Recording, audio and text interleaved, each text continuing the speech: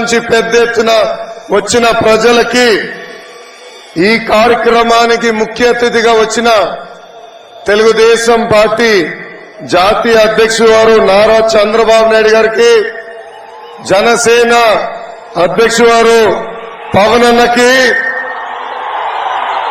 మీ అందరి బాలయ్య, నా ఒక్కడికి ముద్దుల మావయ్య బాలయ్య బాబు గారికి, తెలుగుదేశం జనసేన పార్టీ నాయకులకి, కార్యకర్తలందరికీ నా హృదయపూర్వక నమస్కారం.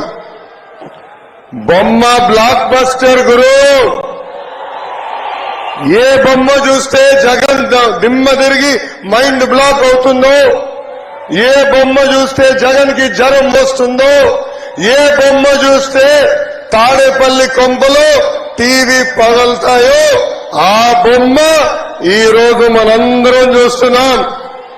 విజనరీ చంద్రబాబు గారు, పవర్ఫుల్ పవన్ అన్న, మన సింహం బాలయ్య బాబు గారు ఒకే ఫ్రేమ్ లో ఉన్నారు. బ్రదర్ ఒక్కసారి జూమ్ చేసి చూపించు. తాడేపల్లి కొంపలు ఉచ్చపడాలి. ఇది యువగలం ముగింపు సభ కాదు, ఇది ఆరంభం మాత్రమే. ఇది నవశకం. యుద్ధం మొదలైంది. తాడేపడి తలుపులు బద్దలు కొట్టే వరకు ఈ యుద్ధం ఆగదు. ప్రజాస్వామ్యంలో పాదయాత్ర చేస్తే అది పోరాటం అవుతుంది. కానీ రాక్షస పాలనలో పాదయాత్ర చేస్తే అది విఫలమవుతుంది. యువగలం, మనగలం, ప్రజాబలం. ఈ యువగలం నేను కుప్పం నుంచి మొదలుపెట్టా. 226 రోజులు, 97 నియోజకవర్గాలు, 2108 గ్రామాలు, వార్డులు, 3132 కిలోమీటర్లు పాదయాత్ర చేశా. ఈ యువగలం ఆపేదానికి పోలీసులు పంపించారు. అంబేద్కర్ గారు రాసిన రాజ్యాంగం చూపించి ఈ యువగలం ముందరికి సాగింది. ఈ యువగలం ఆపేదానికి ఆనాడు సైకో జగన్ జియో 1 తీసుకొచ్చాడు. ఆ రోజే చెప్పా, జియో 1 మర్చి ఎక్కడ పెట్టుకుంటావో పెట్టుకో, ఈ లోకేష్ తగ్గేదే లేదు.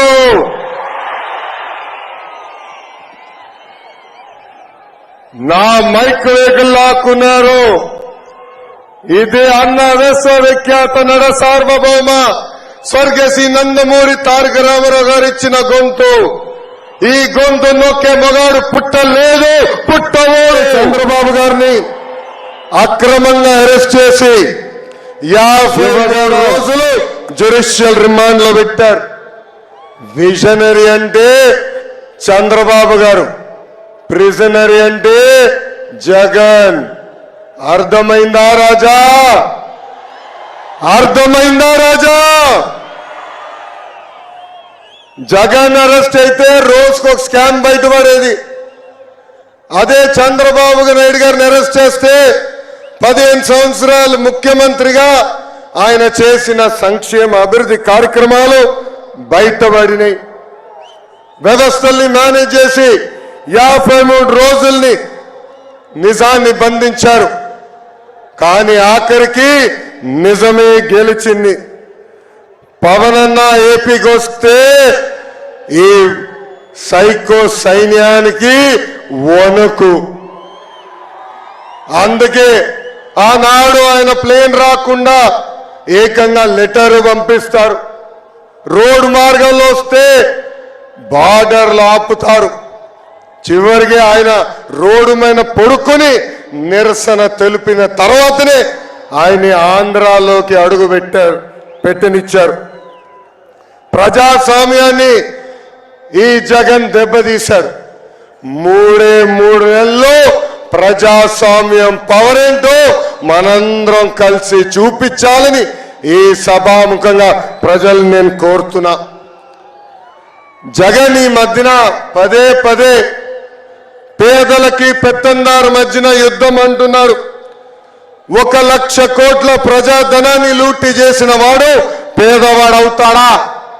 1,00,000 రూపాయలు విలువైన చెప్పులు వేసుకుని తిరిగేవాడు పేదవాడవుతాడా? 1000 రూపాయలు వాటర్ బాటిల్ తాగేవాడు పేదవాడవుతాడా? సొంత పేపర్, సొంత ఛానల్, ప్యాలెస్ ఉన్నవాడు పేదవాడవుతాడా అని ప్రజలందరినీ ఆలోచించమంటున్నా. జరగబోయేది జగన్ అహంకారానికి ప్రజల ఆత్మ గౌరవం మధ్యన యుద్ధం. ఈ జగన్ని చూస్తే అప్పుల అప్పారావు గుర్తొస్తాడు. ఎన్నికల ముందర అందరికి ముద్దులు పెట్టి ఒక్క అవకాశం ప్లీజ్, ఒక్క అవకాశం ఇవ్వండి అని అడిగారు. ప్రజలు ఆశీర్వదించారు, ముఖ్యమంత్రి చేశారు. ఈరోజు 12 లక్షల కోట్ల రూపాయలు అప్పు చేశారు. ఆ అప్పుకి అయ్యే పన్ను ప్రతి సంవత్సరం 1,00,000 కోట్ల రూపాయలు.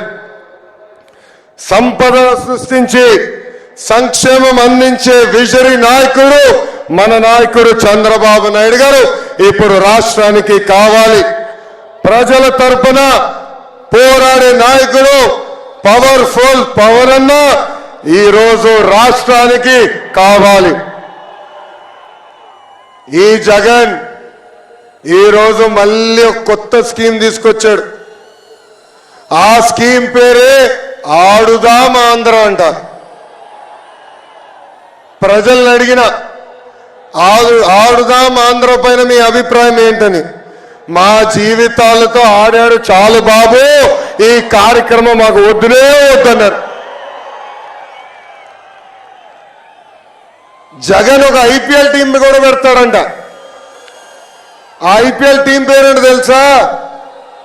కోడి కత్తి వారియర్స్. ఆ ఐపీఎల్ లో టీం మెంబర్స్ ఎవరో తెలుసా? Senior batsmen Avinash Reddy. బాబాయిని గట్టి కొట్టాడు కదా. బెట్టింగ్ స్టార్ అనిల్ యాదవ్, అరగంట స్టార్ అంబట్టి, గంట star Avanti, all rounder Gorantla Madhav, reel star Bharat, బూతుల star Kodali Nani, pinch hitter B F Madhusudan Reddy. అబ్బో, ఎంత అద్భుతమైన ఐపీఎల్ టీమో ఇది. ఈ యువగలం పాదయాత్ర నాకెన్నో పాఠాలు నేర్పించింది. నాయకుడు అనే వ్యక్తి ఎంత బాధ్యతతో ఉండాలో నేను తెలుసుకున్నా. ఒక నాయకుడు చేసిన తప్పుల వల్ల రాష్ట్ర ప్రజలు ఎంత ఇబ్బందులు పడుతున్నారో కల్లారా నేను చూశా. అడుగడుగున ఈ జగన్ చేస్తున్న విధ్వంసం కంపడింది. ఉద్యోగాలు లేక యువత పక్క రాష్ట్రాలకి వలసలు వెళ్లే పరిస్థితి, నకిలీ విత్తనాలతో రైతులు నష్టపోయే పరిస్థితి, తాగునీటి కోసం మహిళలు బిందెలు పట్టుకుని కిలోమీటర్లు నడిచే పరిస్థితి. ఉమ్మడి చిత్తూరు జిల్లాలో మన చంద్రబాబు నాయుడు గారు తీసుకొచ్చిన ఎలక్ట్రానిక్స్ కంపెనీలు నేను చూశాను. అదే విధంగా పాపాల పెద్దిరెడ్డి అవినీతి సామ్రాజ్యం కూడా నేను చూశాను. అనంతపురంలో మన చంద్రబాబు గారు తెచ్చిన కియా మోటార్స్ డ్రిప్ ఇరిగేషన్ కనిపించినాయి.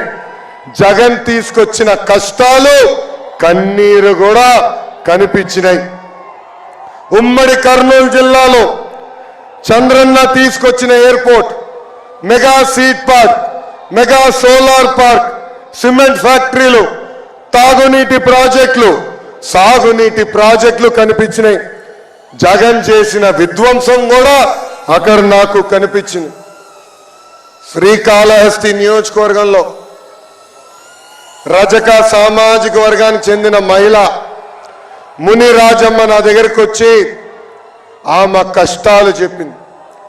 అది చూసి అక్కడున్న పిల్ల సైకో బిఎఫ్ మధుసూదన్ రెడ్డి ముని రాజమ్మ ఉన్న చిన్న బండిని ధ్వంసం చేశారు. ఏకంగా ముని రాజమ్మ ఆయన కాలు పట్టుకుని క్షమాపణ కోరితేనే వదిలిపెడతానన్నారు. కానీ మునిరాజమ్మ తగ్గలేదు. ఆమె ధైర్యానికి నా హ్యాట్స్ ఆఫ్. పలమనేరులో మిస్బా తల్లిదండ్రులు నేను కలిశాను. మిస్బా 10వ తరగతి పాప, అన్ని సబ్జెక్ట్స్ లో ఫస్ట్ ర్యాంక్. ఆమె డైరీ కూడా చదివా. ఆమె డైరీలో చాలా స్పష్టంగా డాక్టర్ అవ్వాలన్న కోరిక ఉందని రాసింది. ఆ మిస్బా అన్నిట్లో ఫస్ట్ ర్యాంక్ వస్తుందని, ఏకంగా వైకాపా నాయకుడు కూతురు సెకండ్ ర్యాంక్ వస్తుందని మిస్బాకి టీసీ ఇప్పించి పంపించారు. అది తట్టుకోలేక మిస్బా ఆత్మహత్య చేసుకుంటాం కూడా చాలా చాలా బాధకరం. ఎమ్మిగనూరు నియోజకవర్గంలో రంగమ్మ తన భర్త 12 ఎకరాల కౌలుకు తీసుకుని అప్పుల పాలయ్యి ఆత్మహత్య చేసుకున్నారు. ప్రభుత్వం కనీసం ఒక చిల్లి గవ్వ ఆ కుటుంబానికి ఇవ్వలేదు. కానీ ఆ కుటుంబానికి అండగా నిలబడింది ఈ తెలుగుదేశం పార్టీ. మంత్రాలయంలో వలసలుగా కార్మికులు వెళ్తాం చూసా. ఊర్లో సాగునీరు లేదు, ఉపాధి కోసం పక్క రాష్ట్రాలకు వెళ్తాం నేను స్వయంగా చూసా. ఇంకా ఆలూరు నియోజకవర్గంలో తాగునీటి సమస్య తీవ్రంగా ఉంది. అక్కడున్న మహిళలు బిందెలు పట్టుకుని కిలోమీటర్లు నడుస్తాం నేను స్వయంగా చూసా. ఈ సమస్యలు ప్యాలెస్ లో ఉన్న ప్యాలెస్ పిల్లి జగన్కి కనపడదు. గంగాధర్ నెల్లూరు నియోజకవర్గంలో చివరి గ్రామం రాత్రి నైట్ హాల్ట్ ముందల, ఆ గ్రామంలో మోహన అని ఒక తల్లిని కలిశాను. 35 సంవత్సరాలుగా అక్కడనే కూర్చుని బోండాలేస్తున్నామా. ఆ తల్లిని అడిగా, ప్రభుత్వం నుంచి మీరు ఏం ఆశిస్తున్నారని. అప్పుడు ఆ తల్లి అనింది, 35 సంవత్సరాలుగా రూపాయి జమ చేసి 2 బిడ్డల్ని చదివించాను. ఆ 2 బిడ్డలకి ఉద్యోగాలు కల్పించండి బాబు, నాకు ఎలాంటి సంక్షేమ కార్యక్రమాలు అవసరం లేదని. పెనుకొండ నియోజకవర్గంలో నేను పాదయాత్ర చేస్తుంటే పద్మావతి అని ఒక చెల్లి పరిగెత్తుకుంటూ నా దగ్గరికి వచ్చింది. రా చెల్లమ్మ ఫోటో దిగుదాం అంటే, నాకు ఫోటో అవసరం లేదు, చంద్రబాబు నాయుడు గారికి థ్యాంక్ యూ చెప్పండి అని. ఎందుకమ్మా ఇదంటే, కియా మోటార్స్ వల్ల ఈ రోజు అక్కడ నేను పనిచేస్తున్నాను, నెలకి 30,000 రూపాయలు నేను సంపాదిస్తున్నాను అన్నా అని నాకు చెప్పింది. పద్మావతి చెల్లిని అడిగా, చెల్లమ్మ కియా మోటార్స్ రాకుండా ఇందులో ఏం చేసేవాడిని. నేను ఇంటికే పరిమితం ఉండేవాడిని. ఇప్పుడు ఏం చేస్తున్నామా అంటే, ఇల్లుని నేనే నడిపిస్తున్నా అన్నా అని ఆమె నాకు స్వయంగా చెప్పింది. ఇంకా రాప్తాడు నియోజకవర్గంలో ప్రభాకర్ రెడ్డి గారి పిల్లల్ని కలిసా. 2004లో ఆనాటి కాంగ్రెస్ పాలకులు ప్రభాకర్ రెడ్డిని అతి కిరాతకంగా చంపేశారు. ప్రభాకర్ రెడ్డి గారి బిడ్డల్ని చంద్రబాబు నాయుడు గారు దత్తక తీసుకుని ఎన్టీఆర్ మోడల్ స్కూల్లో చదివిస్తాం జరిగింది. ఆ బిడ్డలందరూ ఈరోజు సెటిల్ అయ్యి అద్భుతమైన ఐటీ కంపెనీలో పనిచేస్తాం కూడా చూసాం. ఇంకా ప్రకాశం జిల్లాని ఏకంగా ఎడారిగా మార్చేశాడు ఈ జగన్. ఒక్క పరిశ్రమ తీసుకురావాలా, ఒక్క సాగునీటి ప్రాజెక్టు పూర్తి చేయాల. ఇంకా గుంటూరు కృష్ణా జిల్లాలో అమరావతి రైతుల్లో పడుతున్న కష్టాలు నేరుగా నేను తెలుసుకున్నా. రాజధాని చంపేసి జగన్ రాక్షస ఆనందం కూడా నేను చూశాను. ఇంకా ఉభయ గోదావరి జిల్లాలో ఆక్వా రంగాన్ని, వరి రైతులని, కొబ్బరి రైతులని, పామాల్ రైతుల్ని ఎలా ఈ ప్రభుత్వం నాశనం చేసిందిగో నేను కల్లారా చూశా. గుంతల రోడ్డుల్లో రోడ్ ఎక్కడుందా అని ఎత్తుక్కునే పరిస్థితుల్లో కూడా నేను నడిచా. అందుకే రాయలసీమ ప్రజలు పడుతున్న కష్టాలు చూసి ప్రత్యేకంగా మిషన్ రాయలసీమ అని ఒక డిక్లరేషన్ ఇచ్చాను. పెండింగ్ లో ఉన్న సాగునీటి ప్రాజెక్టులు యుద్ధ ప్రాతిపదికంగా పూర్తి చేస్తాం. హార్టికల్చర్ హబ్ గా, స్పోర్ట్స్ క్యాపిటల్ ఆఫ్ ఇండియాగా, ఆంధ్ర రాష్ట్రానికి మ్యానుఫ్యాక్చరింగ్ హబ్ గా రాయలసీమని తీర్చిదిద్దుతామని హామీ ఇచ్చాము. ఇంకా ప్రకాశం జిల్లాని ఫార్మా హబ్ గా కూడా చేసే బాధ్యత మన ప్రభుత్వం తీసుకుంటుంది. ఆక్వా రైతుల్లో పడుతున్న కష్టాలు నేను తెలుసుకున్నా. ఆనాడు చంద్రబాబు నాయుడు గారు చాలా స్పష్టంగా చెప్పారు, జోన్ నాన్ జోన్ కి సంబంధం లేకుండా యూనిట్ కరెంట్ ₹50 ఇస్తామని హామీ ఇచ్చాం. ఇంకా ప్రజా రాజధాని అమరావతి కూడా పూర్తి చేసే బాధ్యత మేము తీసుకుంటాం.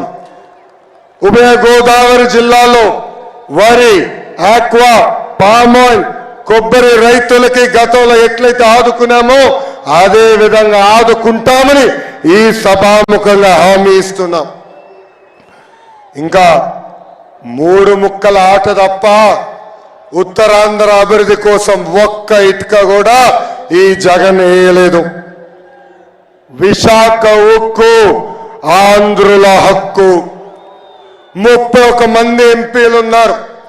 ఏనాడు విశాఖ ఉక్కు గురించి నోరు తెరిచి మాట్లాడలేదు. కనీసం క్యాప్టివ్ మైన్ ఇవ్వాలని కోరలేదు. అంతెందుకు రాష్ట్రంలో ఉన్న మైన్ కూడా క్యాన్సిల్ చేసింది ఈ ప్రభుత్వం. విద్యుత్ బిల్ని విపరీతంగా పెంచి విశాఖ ఉక్కుని మూసేసే పరిస్థితికి తీసుకొచ్చింది ఈ ప్రభుత్వం. ఇంకా స్టీల్ ప్లాంట్ కి చెందిన వేలాది ఎకరాలు కొట్టేసేదానికి స్కెచ్ చేశాడు ఈ psycho Jagan. Visakha railway zone కావాల్సిన భూములు కూడా ఇవ్వలేదు ఈ ప్రభుత్వం. విశాఖ మెట్రో ప్రాజెక్ట్ ని కూడా నాశనం చేసింది ఈ ప్రభుత్వం. మూతపడిన అన్ని షుగర్ ఫ్యాక్టరీలు తిరిగి తెరుస్తామని ఆనాడు హామీ ఇచ్చింది ఈ జగన్.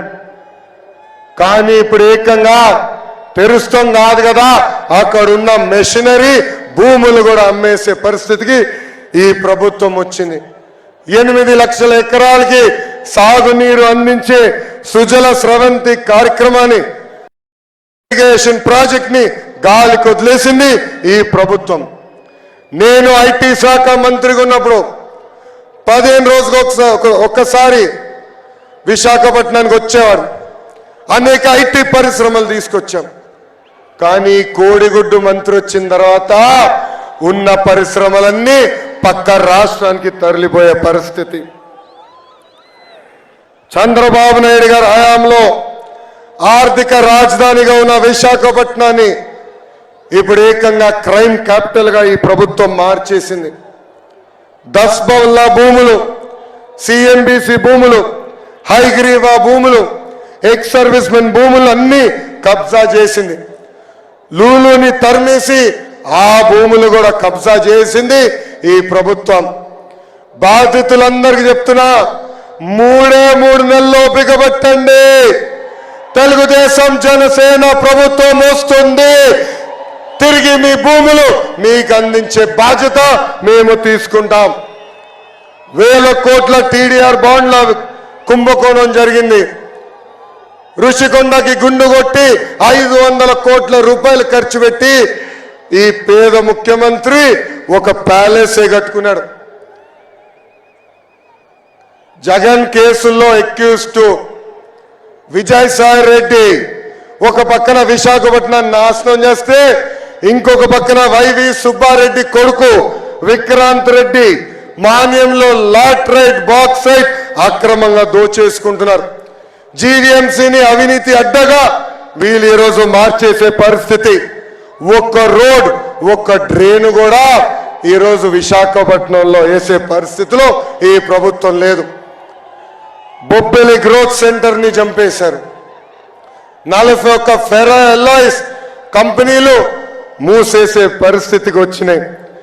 గాడి తప్పిన ఉత్తరాంధ్రాని సరైన దారిలో పెట్టే బాధ్యత వ్యక్తిగతంగా నేను తీసుకుంటానని ఈ సభాముఖంగా ఉత్తరాంధ్ర ప్రజలకి నేను హామీ ఇస్తున్నా. విశాఖపట్నం భారతదేశంలోనే జీడిపిలో 9వ స్థానంలో ఉంది. మన ప్రభుత్వం వస్తుంది 5 సంవత్సరాల్లో 5వ స్థానానికి తీసుకొచ్చే బాధ్యత మేము తీసుకుంటాం. విశాఖపట్నానికి ప్రత్యేక నిధులు కేటాయిస్తాం. ఎప్పుడు లేని విధంగా, ఎవరు చూడని విధంగా విశాఖపట్నాన్ని అభివృద్ధి చేసే బాధ్యత మా ప్రభుత్వం తీసుకుంటుందని ఈ సభాముఖంగా తెలుపుతున్నా. ఈ జగన్ని చూస్తే ఒక కటింగ్ ఫిట్టింగ్ మాస్టర్ గుర్తొస్తాడు. ఏంటది? Cutting fitting master. జగన్కి 2 బటన్లు ఉన్నాయి. ఒకటి కనిపించే బొలుగు బటన్, రెండోది కనిపించని ఎర్ర బటన్. బొలుగు బటన్ నొక్కుతాడు, అకౌంట్లో 10 రూపాయలు పడుతుంది. ఎర్ర బటన్ నొక్కుతాడు, అకౌంట్ నుంచి 100 రూపాయలు ఉష్ అని పోతుంది. ఎలా పోతుందో చెప్పాలి కదా. కరెంటు ఛార్జీలు 9 సార్లు పెంచి బాధుడే బాధుడు. ఆర్టీసీ ఛార్జీలు 3 సార్లు పెంచి బాధుడే బాధుడు. పెట్రోల్ డీజిల్ ధరలు పెంచారు, గ్యాస్ ధరలు పెంచారు. చివరికి చెత్త పైన కూడా పన్నేసిన చెత్త ప్రభుత్వం ఈ వైకాపా ప్రభుత్వం. ఇంకా క్వార్టర్ బాటిల్ పైన కూడా పన్ను పెంచి బాధుడే బాధుడు. రేపో మాపో వాలంటీర్ వాసు ఇంటికి వస్తాడు, ఒక గొట్టం ఇస్తాడు ఊదమని. పొరపాటున ఎవరు ఊదదండి. ఊదితే అమ్మా ఇంత గాలి పీల్చుకొని గాలి పైన కూడా పన్నేస్తాడు ఈ సైకో జగన్. ఇంకా కటింగ్ మాస్టర్ అన్నాను కదా, అన్న క్యాంటీన్ కట్, పండగ కానుకల కట్, పెళ్లి కానుక కట్, 6 లక్షల వృద్ధులకి pension cut, school fee reimbursement cut, PG fee reimbursement cut, drip irrigation cut. ఇలా భారతదేశ చరిత్రలోనే ఏ ముఖ్యమంత్రి చేయని విధంగా 100 సంక్షేమ కార్యక్రమాలు కట్ చేసిన ఏకైక ముఖ్యమంత్రి ఈ సైకో జగన్. అనంతపూర్ జిల్లాలో గుంతకల్ నియోజకవర్గానికి చెందిన సరోజకి 2 కళ్ళు కనిపించవు. వాళ్ళ బంధు రైల్వే డిపార్ట్మెంట్లో పనిచేస్తున్నారని పాపం ఆ తల్లికి పెన్షన్ కట్ చేసింది ఈ ప్రభుత్వం. ఆ తల్లి ఏం చేయాలో తెలియక ఆత్మహత్య చేసుకుంది. ఇది ఇలా వేలాది మంది చనిపోయారు. ఇది ప్రభుత్వ హత్య, ఇది జగన్ హత్య. ఎవరు అధైర్యపడద్దండి. 3 నెలల్లో మన ప్రభుత్వం వస్తుంది. రద్దు చేసిన పెన్షన్లు మళ్ళీ ఇప్పించే బాధ్యత మేము తీసుకుంటాం. ఈ జగన్ మహిళలు కూడా నమ్మించి మోసం చేశారు. ఎన్నికల ముందల సంపూర్ణ మద్యపాన నిషేధం చేస్తా అన్నాడు, చేయలేదు. 45 సంవత్సరాలు నిండిన ఎస్సీ ఎస్టీ బీసీ మైనారిటీ మహిళల పెన్షన్ ఇస్తాన్నాడు, అది ఇవ్వలేదు. ఇంట్లో ఎంతమంది బిడ్డలుంటే అంతమంది బిడ్డలకి అమ్మ ఓడ ఇస్తానని మాట ఇచ్చి మాట తప్పాడు ఈ జగన్. తెలుగింటి ఆడపడుచుల కన్నీరు మేము చూసాం. వాళ్ళ కన్నీరు తుడిచే బాధ్యత మేము తీసుకుంటాం. అందుకే మహాశక్తి అనే పేరుతో మహిళలకి 4 హామీలు ఇచ్చాం. మొదటిది ఆడబిడ్డ నిధి. 18 సంవత్సరాల నుంచి 59 సంవత్సరాల వయసు కలిగిన మహిళలకి ప్రతి నెల 1500 రూపాయలు మన ప్రభుత్వం ఇస్తుంది. సంవత్సరానికి 18,000, 5 సంవత్సరాల్లో 90,000 రూపాయలు మనం ఇవ్వబోతున్నాం. ఇంకా తల్లికి వందనం కింద ఇంట్లో ఎంతమంది బిడ్డలుంటే అంతమంది బిడ్డలకి ప్రతి సంవత్సరం 15,000 రూపాయలు మన ప్రభుత్వం ఇస్తుంది. దీపం పథకం ద్వారా ప్రతి సంవత్సరం 3 ఎన్ని ఎత్తి చూపించండి 3 గ్యాస్ సిలిండర్లు ఉచితంగా మన ప్రభుత్వం ఇస్తుంది. ఇంకా మహిళలు ఆర్టీసీ బస్సుల్లో కూడా ఉచితంగా ప్రయాణించే హక్కు మన ప్రభుత్వం కల్పించబోతుంది. ఇది యువగలం. యువతకు కూడా అనేక హామీలు ఇచ్చి మోసం చేశాడు ఈ జగన్. ఎన్నికల ముందల ప్రతి సంవత్సరం జాబ్ క్యాలెండర్ అన్నాడు, జాబ్లెస్ క్యాలెండర్ ఇచ్చాడు. 2,30,000 పెండింగ్ పోస్టులు భర్తీ చేస్తున్నాడు, భర్తీ చేసింది 0. మెగా డిఎస్సి ద్వారా ఉపాధ్యాయుల పోస్టులు భర్తీ చేస్తున్నారు, అది గాలికి వదిలేశారు. ఇంకా 6,500 కానిస్టేబుల్ పోస్టులు భర్తీ చేస్తానని హామీ ఇచ్చి మాట తప్పాడు ఈ సైకో జగన్. అందుకే యువతకు చెప్తున్నా, 3 నెలలు ఓపిక పట్టండి. మీ యువగలం నేను విన్నాను. మన ప్రభుత్వం వస్తుంది. 5 సంవత్సరాలు ప్రభుత్వ ప్రైవేట్ స్వయం ఉపాధి ద్వారా 20 లక్షల ఉద్యోగాలు కల్పించే బాధ్యత మేము తీసుకుంటాం. నిరుద్యోగ యువకులు ఎవరు ఉంటే వాళ్ళకి నిరుద్యోగ భృతి కూడా ఇచ్చే బాధ్యత మేము తీసుకుంటాం. ఈ జగన్ పాలన వచ్చిన తర్వాత crop holiday, aqua holiday, power హాలిడేలు ఎప్పుడు లేని విధంగా రైతులు ఆత్మహత్య చేసుకుంటున్నారు. అందుకే రైతులు ఆదుకునేదానికి ప్రతి సంవత్సరం మన ప్రభుత్వం 20,000 రూపాయలు ఇస్తుంది. బీసీ సోదరుల పైన ఎప్పుడు లేని విధంగా దాడులు జరుగుతున్నాయి. 26,000 మంది బీసీల పైన దొంగ కేసులు పెట్టి జైలుకి పంపించింది ఈ ప్రభుత్వం. అందుకే మన ప్రభుత్వ అధికారంలోకి వచ్చిన వెంటనే బీసీలకు ఒక ప్రత్యేక రక్షణ చట్టం మనం తీసుకొస్తున్నాం. అంతేకాదు దామాషా ప్రకారం ఉపకులాల వారిగా నిధులు కేటాయించి బీసీ సోదరులు కూడా ఆదుకునే బాధ్యత మేము తీసుకుంటాము.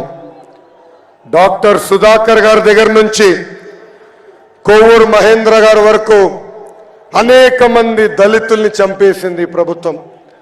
దళిత సోదరులకి రావాల్సిన 27 సంక్షేమ కార్యక్రమాలు రద్దు చేసింది ప్రభుత్వం. ఒక దళిత హోంమంత్రి నియోజకవర్గంలోనే దళితుల పైన దాడులు జరుగుతున్నాయంటే రాష్ట్ర వ్యాప్తంగా దళితుల పరిస్థితి ఎంత దారుణంగా ఉందో దళితులందరూ ఒక్కసారి ఆలోచించాల. దళితులు చెప్తున్నా, మన ప్రభుత్వం వస్తుంది. మన ప్రభుత్వ అధికారంలోకి వచ్చిన వెంటనే ఆపేసిన 27 సంక్షేమ కార్యక్రమాలు మళ్ళీ మనం అమలు చేస్తాం. ఇంకా గిరిజనుల గొంతు కూడా కోసేశారు. వాళ్ళకి రావాల్సిన సంక్షేమ కార్యక్రమాలు ఈ ప్రభుత్వం రద్దు చేసింది. ఎస్టీ సబ్ ప్లాన్ పక్కదారు మళ్లించింది. గిరిజనులు కూడా చెప్తున్నా, మీకు రావాల్సిన 16 సంక్షేమ కార్యక్రమాలు మన ప్రభుత్వం ముందరకు తీసుకెళ్తుంది. ఇంకా ఇస్లాంలో ఆత్మహత్య చేసుకుంటాం మహాపాపం. అలాంటిది అబ్దుల్ సలాం, మిస్బా, ఎంతో మంది వైకాపా నాయకులు వేధింపుల వల్ల ఆత్మహత్య చేసుకున్నారు. ఇబ్రహీం, హజీరాబీ, ఎంతో మంది మైనారిటీల్ని ఈ ప్రభుత్వం నరికేసింది. 2014 నుంచి 2019 మధ్యన రంజాన్ తోఫా ఇచ్చాం. దుల్హన్ పథకం ఉండేది. హజ్ యాత్రికుల్ని సబ్సిడీలు కూడా పంపించింది మన ప్రభుత్వం. ఇలా ఆపేసిన కార్యక్రమాలు తిరిగి ప్రారంభిస్తామని మైనారిటీ సోదరులు కూడా మేము హామీ ఇస్తున్నాం. ఇంకా ఎన్నికల ముందల ప్రభుత్వ ఉద్యోగస్తులు కూడా హామీ ఇచ్చాడు ఈ జగన్. వారంలో సిపిఎస్ రద్దు చేస్తాను. 200 వారాల తర్వాత జిపిఎస్ తీసుకొచ్చి మోసం చేశారు. ఉద్యోగస్తులు తెలుపుతున్నా, ప్రతి నెల 1వ తారీఖు నాడు జీతాలు చెల్లిస్తాం. మెరుగైన ఫిట్మెంట్ అందించే బాధ్యత కూడా మేము తీసుకుంటాం. పాపం పోలీస్ సోదరులు కూడా మోసం చేసిందండి ఈ ప్రభుత్వం. వాళ్ళకి రావాల్సిన టీఏడిఏ అలవెన్స్ కట్ చేసింది ఈ ప్రభుత్వం. పాపం ఎస్ఐ గారికి 10,000 రూపాయలు కట్, హెడ్ కానిస్టేబుల్ గారికి 8,000 రూపాయలు కట్, కానిస్టేబుల్ గారికి 6,000 రూపాయలు కట్. పోలీస్ సోదరు కూడా తెలుస్తున్నా, 3 నెలలు ఓపిక పట్టండి, మన ప్రభుత్వం వస్తుంది. అధికారంలోకి వచ్చిన మొదటి 100 రోజుల్లో జియో 79 మేము రద్దు చేస్తాం. జగన్ పని అయిపోయింది. అందుకే ఎమ్మెల్యేలని ట్రాన్స్ఫర్ చేస్తున్నాడు. ప్రజలందరూ ఆలోచించాలా. మన ఇంటి చెత్త తీసుకుని పక్కోడి ఇంటి ముందలేస్తే అది బంగారం అవుతుందా? బంగారం అవుతుందా? అవుతుందా? చెత్త చెత్తే కదా. మళ్ళీ ఒక్క నియోజకవర్గంలో చెత్త ఎమ్మెల్యేని ముఖ్యమంత్రి చెప్తే పక్క నియోజకవర్గంలో బంగారం ఎట్లా అవుతాడో నాకు అర్థం అవట్లా. జగన్ ఎమ్మెల్యేల్ని మార్చాలనుకుంటున్నారు. కానీ జనం జగన్నే మార్చాలని నిర్ణయం తీసుకున్నారు. మూడే మూడు నెలల్లో వైకాపా ప్రభుత్వాన్ని శాశ్వతంగా భూస్థాపితం చేసే బాధ్యత మనందరం తీసుకోవాలి. ప్రజలందరినీ కోరుతున్నాం, 175 స్థానాల్లో కనీసం 160 స్థానాలకి తెలుగుదేశం పార్టీ, జనసేన పార్టీ అభ్యర్థిని గెలిపించండి. 20కి 25 ఎంపీలు మాకివ్వండి. అభివృద్ధి సంక్షేమం ఏంటో చేసి చూపించే బాధ్యత మళ్ళీ మేము తీసుకుంటాం. ఈ యువగలం పాదయాత్ర నేను ఇన్ని రోజులు నడిచానంటే, ఇన్ని వేల కిలోమీటర్లు నడిచానంటే దాని వెనకాల మా వాలంటీర్ సైన్యం ఉంది. 400 మంది వాళ్ళ కుటుంబం కాదని, బంధువులు కాదని నాకు అండగా నిలబడ్డారు. చాలా మంది ఐటీ ఉద్యోగాలు మానుకుని నాకు అండగా నిలబడ్డారు. నా పైన బాటలు కాదు కదా, రాయి కాదు కదా, చిన్న ఈగో కూడా వాళ్ళనికుండా నన్ను కాపాడారు. అంతేకాదు, ఈ పాదయాత్ర జయప్రదం అయిందంటే దానికి కారణం తెలుగుదేశం పార్టీ, జనసేన పార్టీకి చెందిన కార్యకర్తలు 6 నిమిషాలు నాకు అండగా నిలబడ్డారు. నాతో కలిసి పాదయాత్ర చేశారు. మీ రుణం నేను ఎన్ని జన్మలెత్తినా తీర్చలేనని సభాముఖంగా తెలుపుతున్నాను. కష్టకాలాల్లో పవన్ అన్న నాకు ఫోన్ చేశారు. ఆనాడు బాబు గారిని జ్యుడిషియల్ రిమాండ్కి పంపిస్తే నాకు ఫోన్ చేసిన మొదటి వ్యక్తి పవన్ అన్న. ఆ రోజే చెప్పారు, ధైర్యంగా ఉండు Lokesh, we are all with you. Babu garu ఇలాంటి తప్పు చేస్తారని ప్రజలు నమ్మరు, ముందలకి వెళ్ళని చెప్పారు. కానీ బాబు గారిని ఆ రాజమండ్రి జైల్లో చూస్తే చాలా బాధ కలిగింది. బాబు గారు ఉన్న బ్యారక్, ఆయన మొదటిసారి ముఖ్యమంత్రి అయినప్పుడు కట్టిన బ్యారక్, ములాఖాత్ చేసిన రూము ఆయన 3వ ముఖ్యమంత్రి అయినప్పుడు కట్టిన రూమ్. దేవుడు మాకు ఒక పరీక్ష పెట్టాడు అనుకున్నాడు. మనందరి అమ్మ భువనమ్మ మనకు అండగా నిలబడింది. నేను బాధపడి కళ్ళంట నీళ్ళు పెట్టుకుంటే కొండంత భరోసా. వెనకాల నుంచి వెళ్ళు, భయపడొద్దు, ముందలికి నాడు, ఇంటికి రావద్దు, పోరాటం పూర్తయిన తర్వాతనే గర్భ తక్కువ అని భువనమ్మ నాకు ముందలికి పంపించింది. ఈరోజు ఇంటికి వెళ్తే విచిత్రమైన పరిస్థితులు ఉన్నాయి. మొన్న తుఫాన్ వస్తే ఒకరోజు బ్రేక్ వచ్చిందని ఇంటికి వెళ్ళా. దేవాంశ్ కూడా నన్ను చూసి ఇంట్లో ఏం చేస్తున్నావు, నడవాలి కదా నువ్వు అంటున్నాడు. అంటే ప్రజల కోసం, ప్రజల తరపున ఈరోజు తెలుగుదేశం జనసేన పార్టీ పోరాడుతుంది. గత 4 సంవత్సరాలుగా ఎత్తిన పసుపు జెండా దించకుండా, మడమ తిప్పకుండా తెలుగుదేశం పార్టీకి కంచుకోటకి కాపలా కాసిన ప్రతి పసుపు కార్యకర్తని కాపాడే బాధ్యత నాది. మిమ్మల్ని నా గుండెల్లో పెట్టుకుంటా. ఏ అధికారులు అయితే చట్టాన్ని ఉల్లంఘించి మన ఇబ్బంది పెట్టారో, ఇదిగో ఎర్ర బుక్కు, వాళ్ళ పేర్లు బుక్ లో ఉన్నాయి. వాళ్ళు వదిలిపెట్టే ప్రసక్తే లేదు. జ్యుడిషియల్ ఎంక్వైరీ చేస్తాం. వాళ్ళని సర్వీస్ నుంచి డిస్మిస్ చేసి జైలు కూడా పంపించే బాధ్యత మేము తీసుకుంటాం. ఇప్పుడు కూడా అధికారులు చెప్తున్నా, చట్టాలని ఉల్లంఘించొద్దు, కొంతమంది కోసం చట్టాలని చుట్టాలుగా మార్చొద్దు, తగిన పరిణామం ఉంటుందని ఈ సభాముఖంగా హెచ్చరిక నేను జారీ చేస్తున్నా. ఇంకా చివరిగా మన పవన్ అన్న పవర్ఫుల్ డైలాగ్ ఉంది. ఏంటది? Hello AP, hello AP, hello AP, bye bye YCP. Psycho పోవాలి, సైకో పోవాలి, సైకో పోవాలి.